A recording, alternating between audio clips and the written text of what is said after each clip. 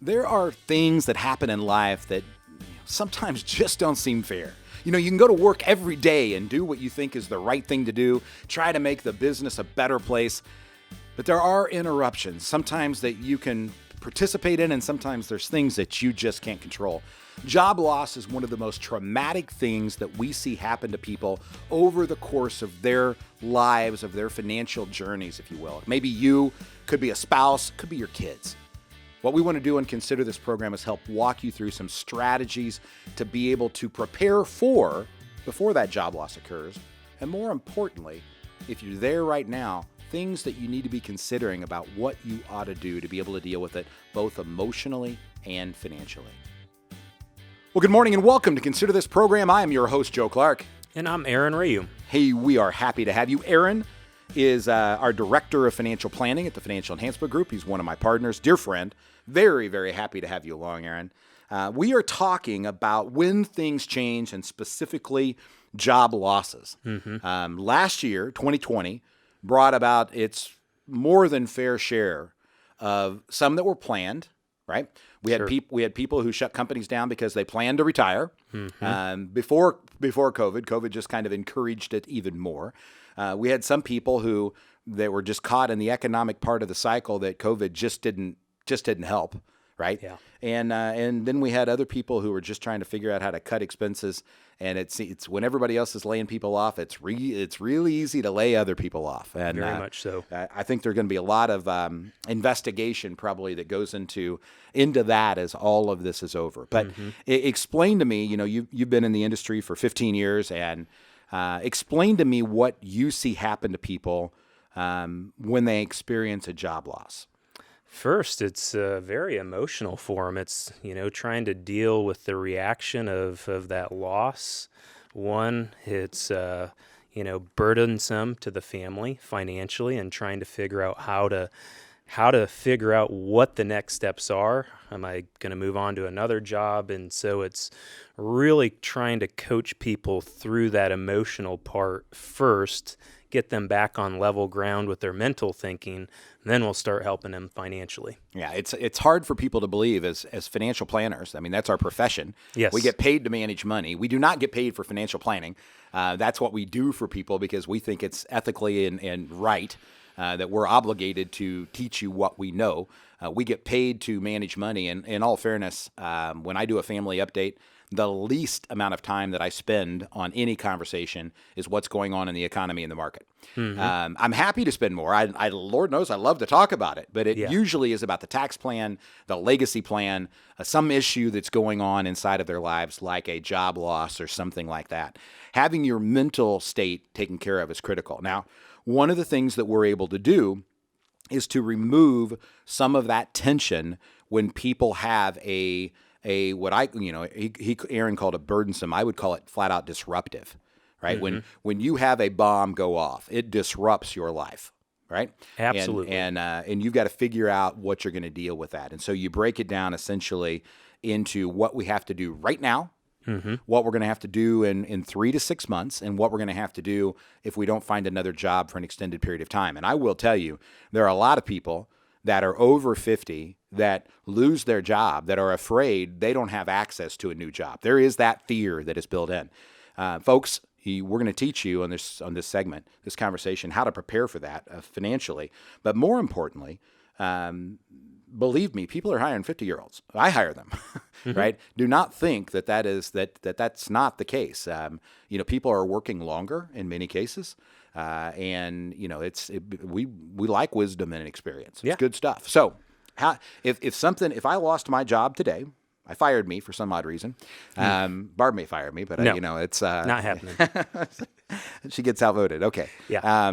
If something happened and I lost my job, what is the first thing that you would help me assess short term? We would look at financials.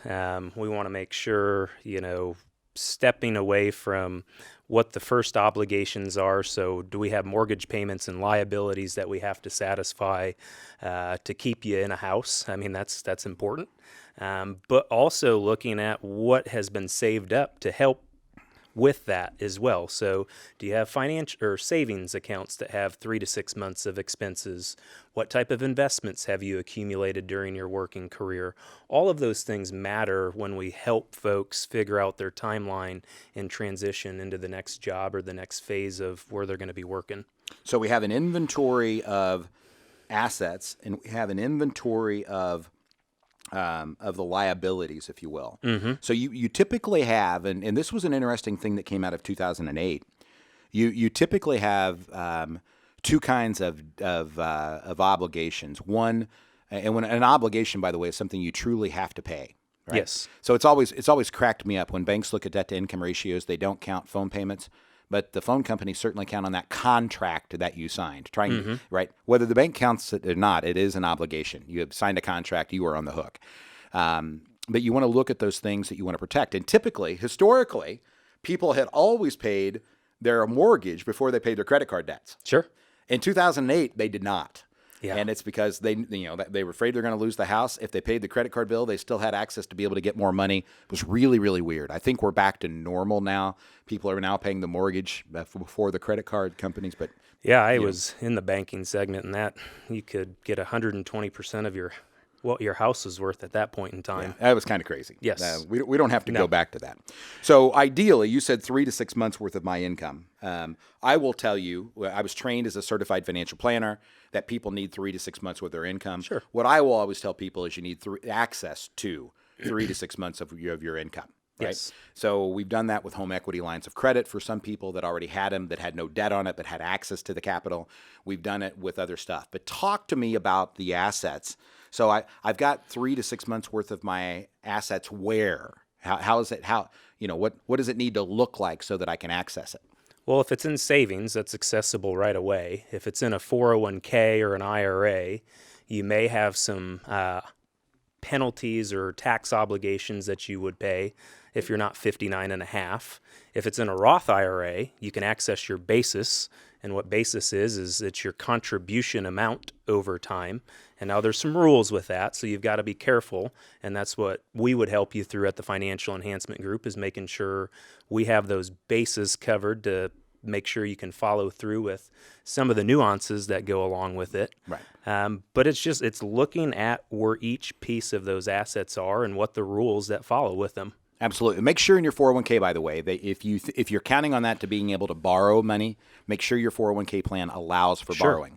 The Department of Labor says 401ks can allow it. That doesn't mean all plans do, and for very good reasons, in my opinion, in some places. And in your Roth, as Aaron said, you always have access to the contribution. Always have access to the contribution. Whether or not you can get to the earnings depends on the current tax policy. Mm-hmm. So that's the short term. We want to make sure that I have access to 3 to 6 months of my income. So I've lost my job, and what we're going to do is look for 3 to 6. Where are we going to come up with that 3 to 6 months? Are we going to use IRA money, 401k money, Roth money, or money that we happen to have saved? Are we going to go to the bank and try to get a home equity line of credit real quickly? Right. Typically won't happen with the job loss. Yeah, do not lie on those applications. Do you have do you have a job? Sometimes the last one, by the way, I filled out did not ask me if I had a job. It asked me what my income was last year. Sure. And it was kind of like, that's interesting, because you did have an income last year, even if you lost your job. Never lie. That's just bad. That is just bad form, frankly. But that's one of those things. So that's the first thing. Even if you don't have that money saved up where you think it's accessible, Aaron would try to help you figure out where it could become accessible. Yeah, and the other thing, too, is making sure, and I know you don't want to think about this when you're in a time of struggle, but also being tax efficient with that as well. You're trying to make your needs and make sure they're being met, but the dollars do matter where they're coming from. Yeah, we're going to try to make lemonade out of lemons every time we can. Yes. And when one of the things we look for with our annual tax planning packet that we send out to the families we manage and take care of, comes out the first week in October, is we're looking for income variability. And what we mean is years where you made more than normal, and years where you made a lot less than normal. And that clearly happens in a job loss. What should I do with my 401k if I've separated from service and I've left and I don't need the money out of it? It would definitely need to be rolled into an IRA, and if you have Roth money in there, into a Roth IRA, two separate things. You want to make sure you have control of that. Do not leave it inside of the employer 401k plan. And there are very few reasons for that. So hear me on this, folks. If you're working with a broker who sells annuities, I take back everything Aaron just said. I'm serious. Yeah. It doesn't. If you have enough money, you can leave it in the old 401k.